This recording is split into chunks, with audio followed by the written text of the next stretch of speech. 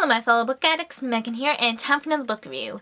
Today I'm going to be talking about Foxfire by Kincy, and this is book 3 in the other series. So, we are switching points of view yet again. This time we're getting Tavian's point of view, which I was really excited about, because as much as, Brock's change of heart and all that was nice and all, it's nice getting back to seeing what Tavian and Gwen are up to. So yeah, some time has passed since the events in the first book, what with the murders and all that fun stuff. And now Tavian and Gwen are actually going to Japan to visit Tavian's adoptive grandparents. And he hasn't been well exactly since he was shot in the first book. Something's been iffy, he's been having some strange dreams, and things are just really overall weird with him lately, and this trip to Japan doesn't make things any better.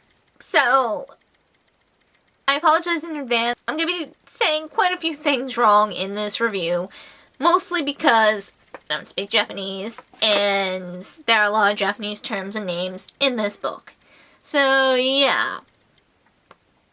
I apologize in advance for that. I'm trying to pronounce them best I can, but I'm still probably going to be butchering some things. Either that or be very, very vague in who I mean and not naming things, which might not be much better, but yeah, I'm going to try. I'm going to really try. So I really like this book a whole lot. It's just, I was worried that I wouldn't like it as much. Like, so far, after I read Bloodborne, I still had liked the first one more because I'd grown really fond of Gwen and I wanted to see what happened to her and all that. Frankly, this book wasn't what I expected. I don't know, I kind of expected, things to pick up more after the events in book 1 and see, the end results of that. Maybe see a little Brock and Sin in this book as well, because why bring them up if they aren't going to come up in the next one? But, we didn't see any of Brock and Sin for obvious reasons. They aren't in the US anymore. But though this book wasn't what I expected, I still found myself enjoying it a lot. It was nice getting a change of scenery and just reading something that isn't based in the US in general was a nice change. Personally, I don't fully realize just how many young adult books take place in the United States until I read something that doesn't take place in the US. And then, I'm thrown for a loop because I'm like, oh my god, all this unfamiliar stuff. But, yeah, it was nice getting a totally different city or a totally different country. So yeah, I enjoyed that greatly. So yeah, there's really not much I can say without giving too many spoilers, so I suggest you click away now and come back after you read the book. If you had read up to Bloodborne so far, you really should pick this one up, because it is worth the read, majorly. So I really liked how this book, started up. We start off with kind of a dream that Tavian is having. He is dreaming about the night his mother, more or less, abandoned him when he was 6 years old. I believe it was. And we knew what happened because he brought it up in the first book, He was found alone and he was 6 years old in human form and he was eating beetles, he was a wild child, and his mother just kind of vanished. So he was put into an orphanage and then he was adopted by his adoptive parents and brought to the US. But we actually get to see, the little flashback of what happens in this book, which was really sad. Just getting, the general, oh yeah, this happened is one thing, but actually, seeing it play out was pretty depressing. So yeah, him and Gwen are going to Japan to visit his grandparents from his father's side, I believe it was. His adoptive father's side, obviously. And yeah, him and Gwen are staying with them, and things are kind of awkward because he hasn't seen his grandparents since he was adopted. So he doesn't know them very, very well.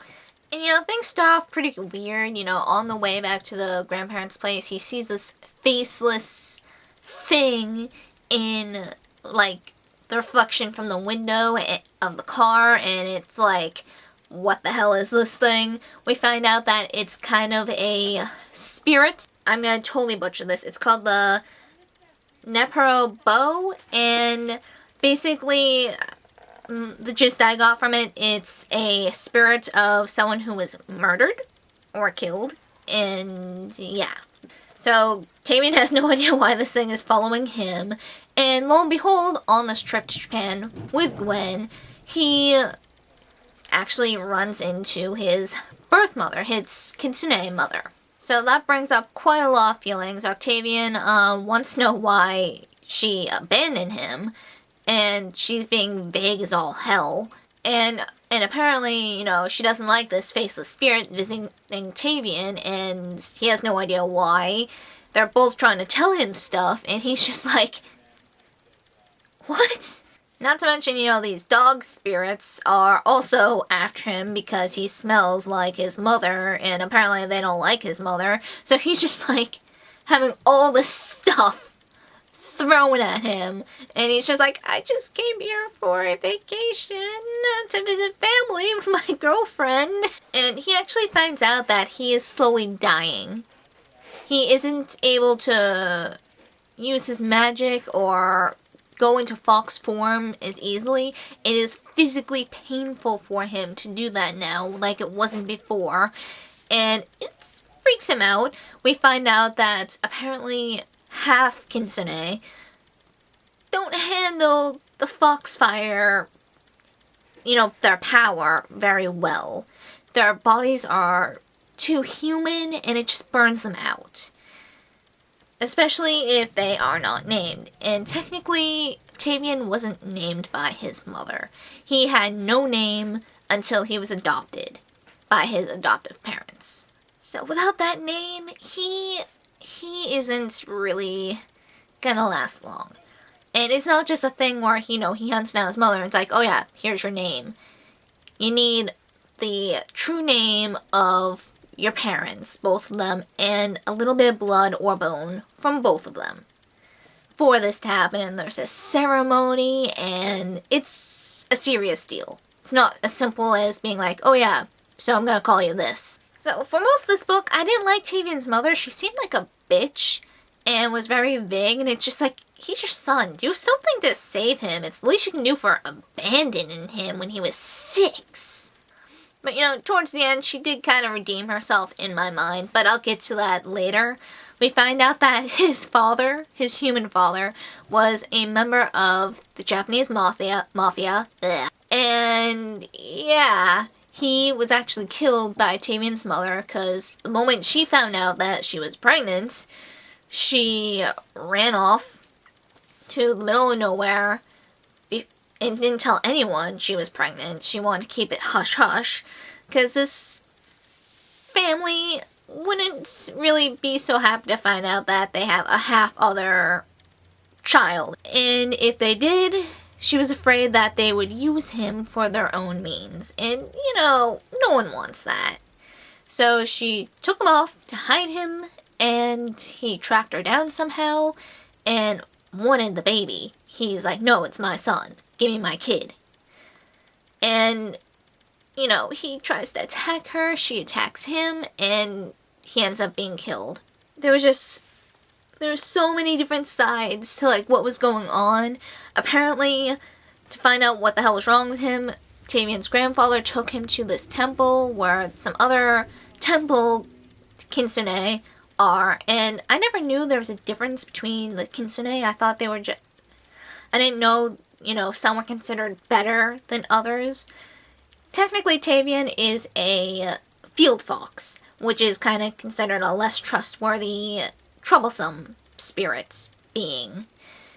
The temple spirits are more, like, honored, and they're servants to the rice god, and they're important, and they are good and awesome. In the end, Tavian's mother does take him back to where he was born and raised, to where she buried his father, and yeah, that's who the faceless spirit is. The spirit of his father, trying to tell him not to trust his mother, because she killed him. So they take a train to the father's burial site so they can get some bone from him. And unfortunately, these dog spirits have been hounding them from the whole book. Catch up. And Tavion's mother's already really badly hurt. She manages to give him a little bit of her blood, tells him her true name and to run. And oh my god, that scene, I was crying. I was really crying. Because, you know, she's basically giving herself up so he has a chance to run. And basically these dog spirits are tearing her apart. It's just like, oh my god. He just got her back, she's starting to reveal that she isn't a total bitch, and now he loses her, and it's like, why? So he goes back to the shrine to have the Temple Fox, you know, go through the ceremony to name him, and I got kind of emotional during that too. Then for the epilogue, we kind of flash forward a bit more to him and Gwen, you know, goofing off, and we find out that his mom actually wasn't killed. She must have used, like, an illusion or something, so the evil dog guys thought they were killing her, but they weren't. So, clever thinking on her part, and that made me really happy, because he still had his mother. Yeah, she abandoned him, but there was kind of a reason for it, and she did kind of start to redeem herself, only to die.